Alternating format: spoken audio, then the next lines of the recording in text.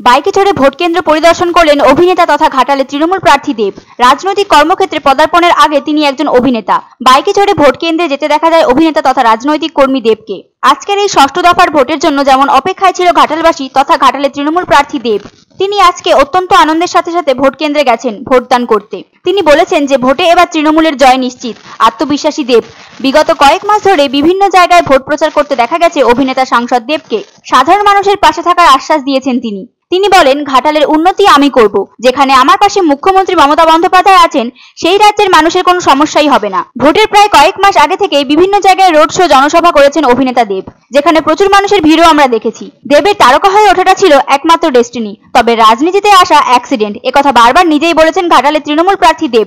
তবে রাজনীতিতে আসার কোনো রকম পরিকল্পনা ছিল না, এমনটাই বলেছেন অভিনেতা সাংসদ দীপক অধিকারী। তবে বাংলার মানুষের কাছে দেব হলো সুপারস্টার।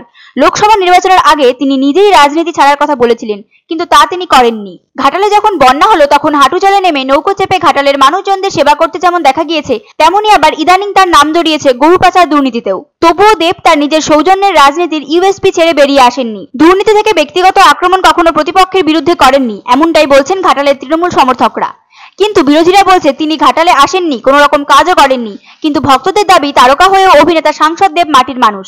ঘাটাল মাস্টার প্ল্যান নিয়ে দেব নিজেই মুখ খুলেছেন। তিনি বলেছেন, আমাকে মুখ্যমন্ত্রী আর অভিষেক বন্দ্যোপাধ্যায় কথা দিয়েছেন, এবার রাজ্যের অর্থ দিয়েই ঘাটাল মাস্টার প্ল্যান হবে।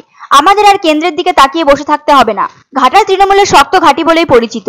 এই কেন্দ্রে বর্তমানে ভোট ভাগাভাগি হওয়ার গুঞ্জনও রাজনৈতিক আবহে ঘুরে বেড়াচ্ছে, কিন্তু দেবের সভা দেখলে তা আন্দাজ করার উপায় নেই। যেখানেই তিনি সভা করেছেন এবং ভোট প্রচারে গেছেন, সেখানে উপচে পড়তে দেখা গেছে মানুষের ভিড়। শুধুমাত্র সাংসদ হিসেবেই না, অভিনেতা সুপারস্টার দেবকে দেখতে ভিড় করেছে সাধারণ মানুষ। দেব সাধারণ মানুষদের বলেন, আপনার যাকে পছন্দ তাকেই ভোট দেবেন।